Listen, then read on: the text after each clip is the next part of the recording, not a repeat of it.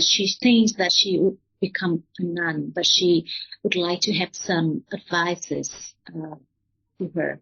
I think that I want to bring this to the discussion so that she can hear your comments.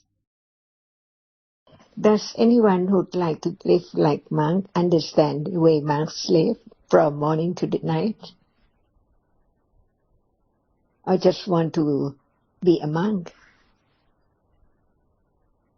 Before becoming a monk, what about reading and understand whether one has such accumulation to be happily follow the monk's rule?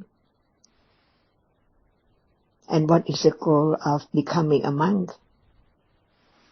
Not everyone, even in the time of Buddha, not all Savaka live monk's life. Only some who can understand one's own inclination to prefer to live as lay people, lay person, and study the teaching according to what has been accumulated. For example, right now, what's one accumulation? Appear in daily life unknown, that nobody can change the accumulation at all. That's why before wanting to live such and such way, what about reading and understanding the point, the very, very kusala moment in a day, different from lay person, because even the manners through the body and speech has to be so clean. No one can criticize or blame at all. So that can be the understanding of one's own accumulation. By then, there can be the decision to live like monk's life or lay person life. Is it better or just want to be a monk? Not understand the rule and the point of becoming a monk, because monk's life is a life of arahata. Even lay people can become sotapanna, sakadagami, and anagami, but as soon as the person becomes arahata, not being able to live as lay person's life at all. Is that better? To understand the accumulation, just to live home to the end of life, to reach the goal, becoming arahata. Otherwise, one can become sotapanna in this life.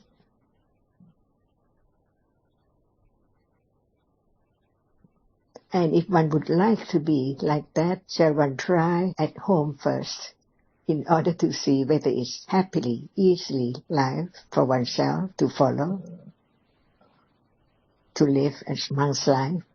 By then, there can be the decision. But today, I think that monk's life is not necessary at all, because no one can become arahata today.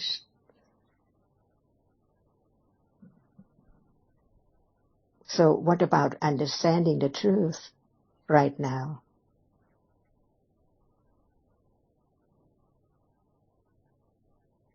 Otherwise, how can monk's life help or condition understanding to be arahata?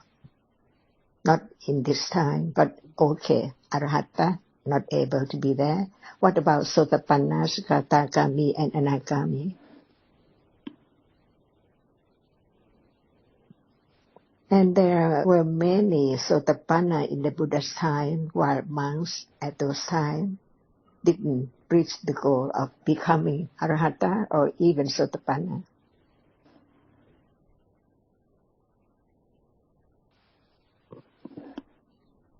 Try at home, follow the rule little by little. Can one follow all the rules of monks?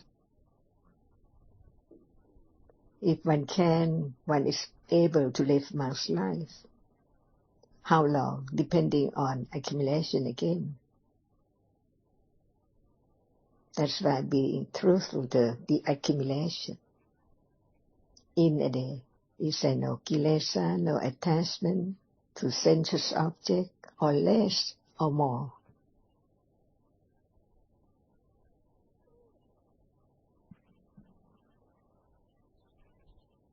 What about becoming a Sotapanna without becoming a monk?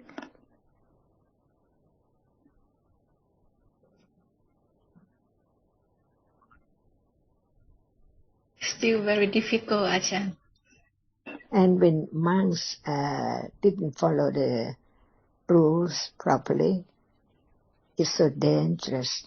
Never be Sotapanna if that person does not follow the rule to tell about what one had done, forgiveness with sincerity.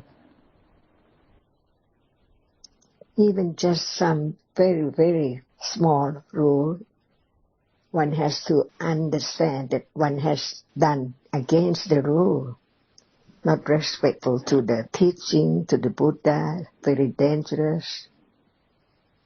And if one doesn't know what is the result, becoming a monk and didn't follow the rule, what about next life? Where to be born?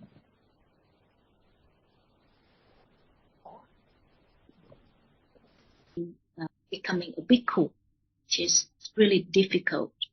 But for her, becoming a nun is easier than becoming a monk. What is your comment on this? More rules for nuns than monks. Why? The reason? See, we have to understand the truth. Is it important to be a nun or a monk? Or the important is understanding the teachings of the Buddha? As lay people, when we do something wrong, we can ask for giving pardon and so on. But for monks, much more to do than that. And if one doesn't know about the rule, but become a monk, so dangerous, because it's not the meaning of being monk.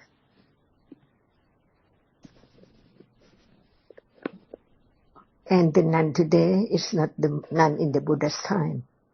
So just be lay person, not nun or monk. Female monk, none at all. It died away after Buddha passed away for some time. So now, no nun, according to the Vinaya, only Upasaka or Upasika.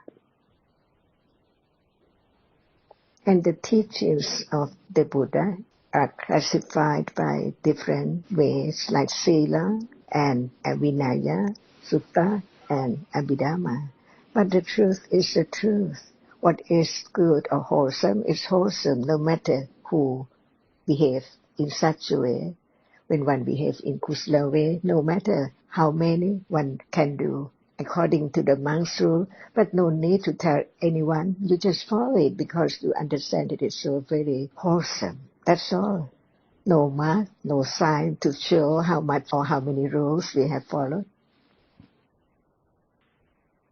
Who knows who follow more rules, more than 5, when one reads the Vinaya and understand what is good for everyone. It's not limited just for monks to do, but for anyone to follow the wholesome way. No need to wear, no need to tell anyone how many rules or wholesome way one follow. Is that better?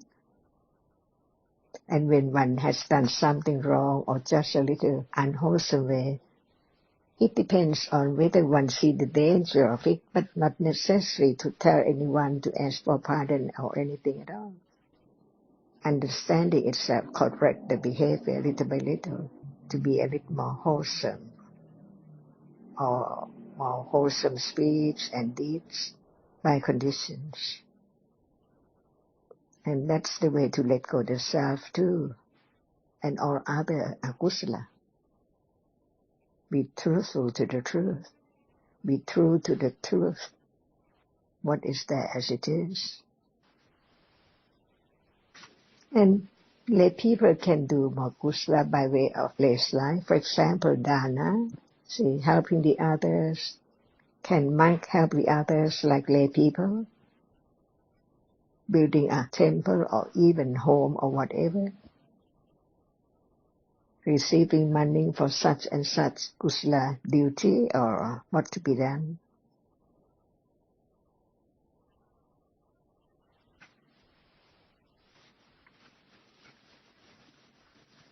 In Thai, we use the term Buddha's company, comprised monk and bhikkhuni in the Buddha's side, and upasaka, male and female follower.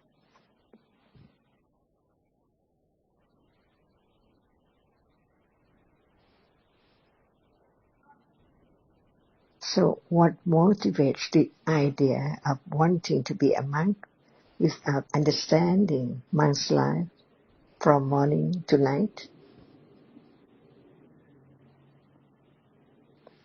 For example, when monks wakes up, what that monk do in a day? As lay people or different?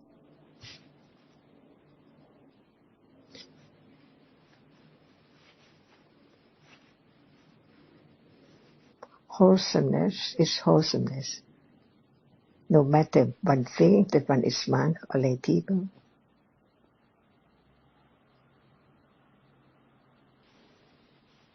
So we pay respect to the one who is real monk, following the truth strictly, because understand the virtues of living such life and following the rules, because Buddha laid a very, very wholesome way of living to monks from morning to night, every day. So now there are some monks, they are no longer use the phone methods or the phone tools as the Buddha taught in the past, the four practices. After Buddha has passed away, what monks do it? See, about the teachings, about the Vinaya, did they just live as they like? Or just live as Buddha laid the rule for monks, no matter at any time, before or after his life? Ajahn, I think that the rules are not changed, and how many years has passed by, but the monks still need to follow these rules. That is the monk in the Vinaya of the Buddha. Never changed what Buddha has set the rule for monks' life. Who's the Buddha? Didn't he know about the future, no matter how long, far away from now?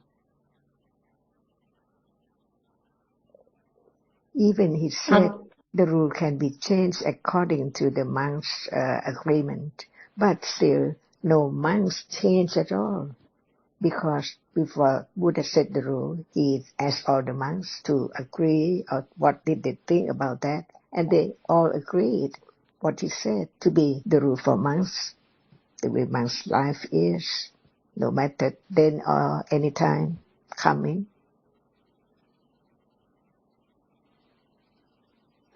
Otherwise, if anyone changes, it means that the rule is not so pure, not so very wholesome, not to be lay people anymore, because they can live the wholesome life more than lay people. Otherwise, what is the difference between living as monk to be monk, or just live like lay person, even when one has ordained to be a monk? The most important is understanding the benefit, the wholesome life as it is. It's so worthwhile to follow as much as possible for anyone who can see the benefit, the precious, wholesome life.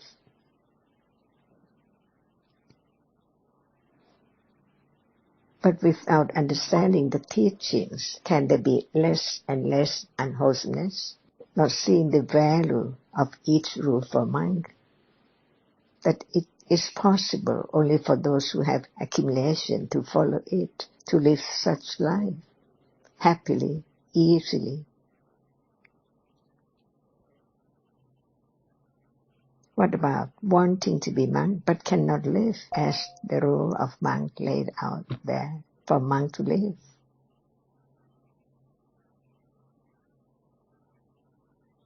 Daily life.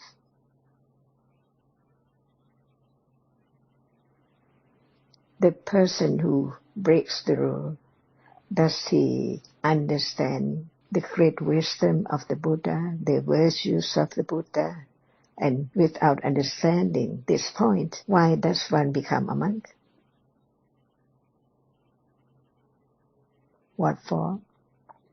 Who's the teacher? Who's the great teacher?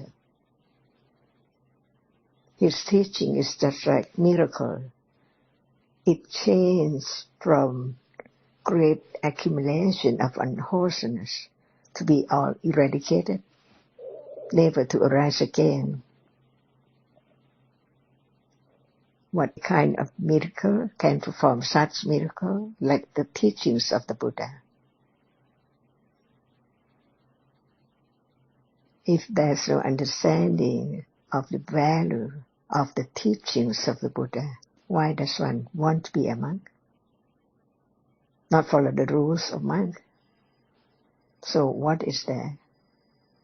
No understanding of the great wisdom of the Buddha, no understanding of wholesomeness, no understanding of right understanding, which can see the difference between kusala and akusala. So, no understanding of the teachings of the Buddha at all.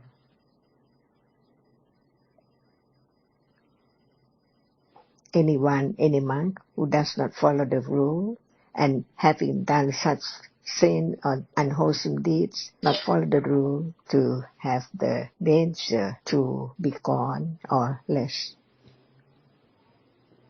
Apathy, see? It's still there.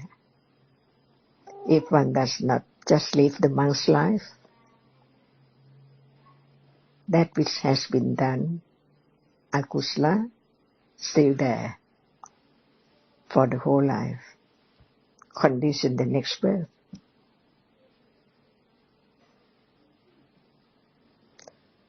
To be truthful, if the monk does not follow the rule, does he respect the Buddha? No, Ajahn. See, so is he a monk in Dhamma Vinaya? Yeah, no, Ajahn. The truth is the truth. That's why does one want to be a monk or a nun or bhikkhuni while there's no bhikkhuni today? Because to become bhikkhuni is so very, very strict by the rule.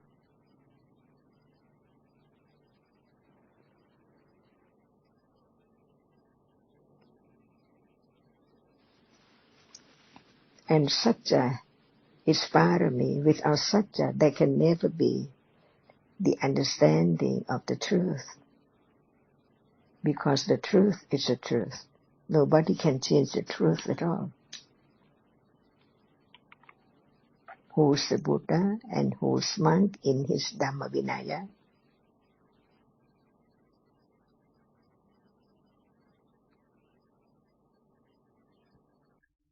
The reason she started thinking again about becoming a nun is she saw a nun who was having was inspiring a lot, like giving the image of being very pure.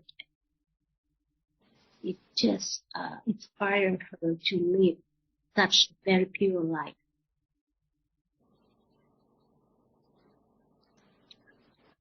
The nun is not bhikkhuni. So what is nun's life? It can be anyone now who follow the rule as much as they can see the benefit of having such rule.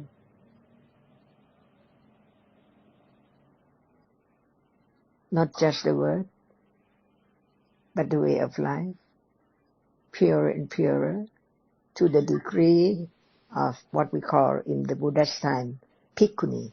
It's not none at all, because there are bhikkhu, bhikkhuni, and upasika, that's all.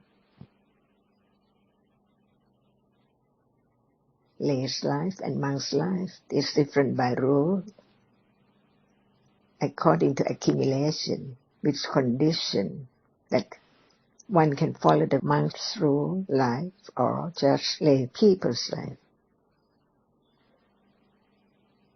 The danger is unwholesome, not just the word. By calling a monk or a nun or a people, in truth, nun is just like upasaka, not bhikkhuni at all.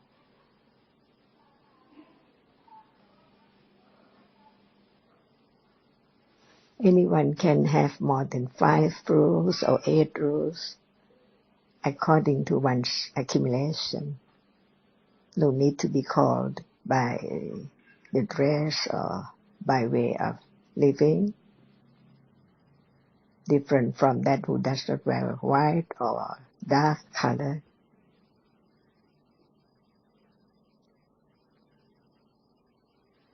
Or does anyone just want to be praised or admired as not being a lay person?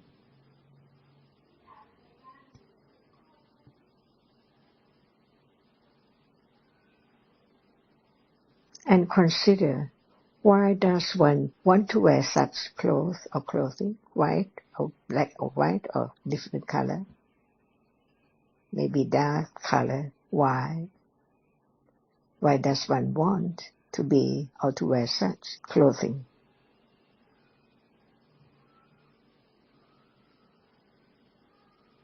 Anyone can do any good deeds without wearing such clothing. So why does one want to wear it? What does it mean, wearing such clothes?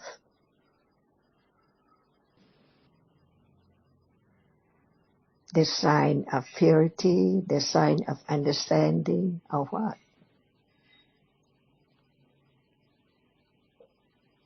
Kusala is akusala, no matter who knows or not.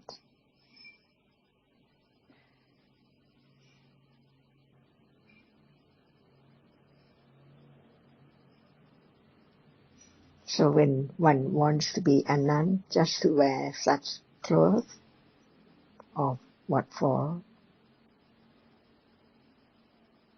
To be known that now one will develop right understanding and wholesomeness, not as lay person, or what? Why does letting the other know what one is behaving?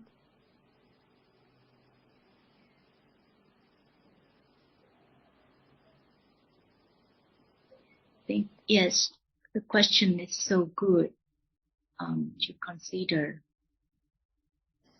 And at moment of understanding the teachings of the enlightenment and pay respect to his great virtues respectfully, does one have to wear white cloth or any kind to make it known?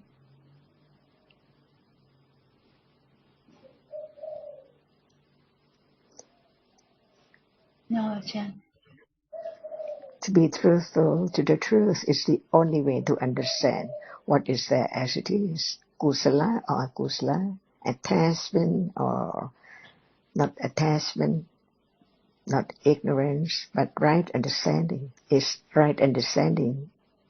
Realities cannot be changed at all because it's a reality.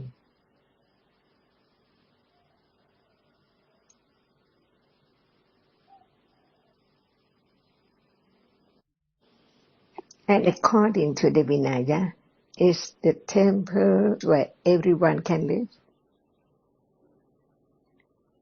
Is it the place for anyone to live?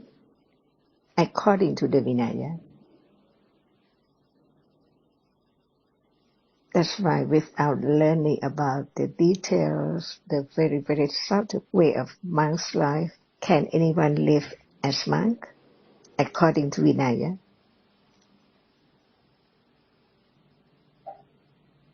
That's why even lay people have to understand the Vinaya because it's the way of living in different lives. Monk's life has to live according to Vinaya. So is the temple the place where anyone can live?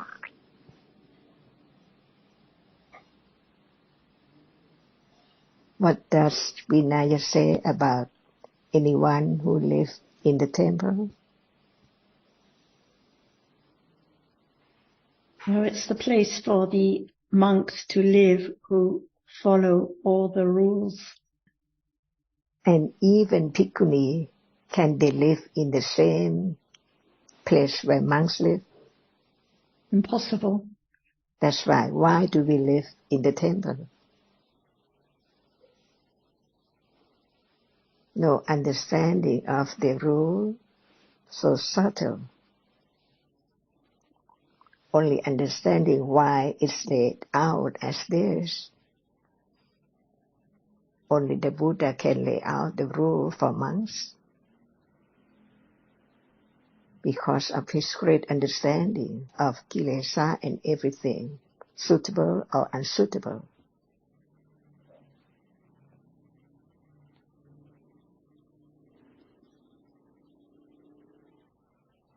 And what is the respect to the Buddha? The understanding of what he said about the truth.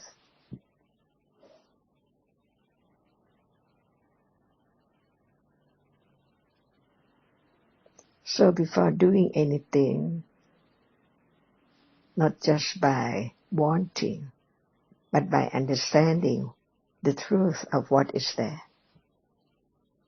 Because they are dhammas, but who understand the subtlety of the wholesome reality and unwholesome reality, different degrees. So different each rule of Vinaya. That's why there has to be the foremost about Vinaya. It's not easy at all. So very complex.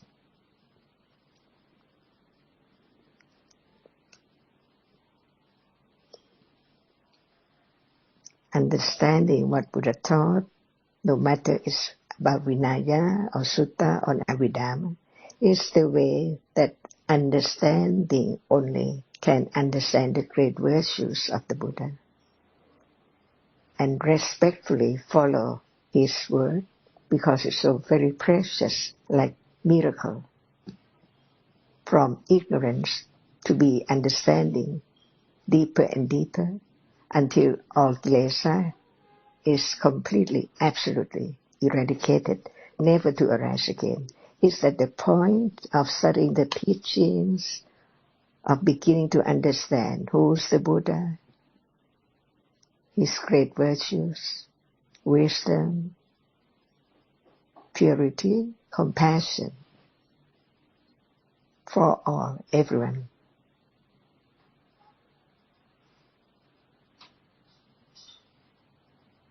Who cannot understand the truth of is so great beyond anyone else in the universe.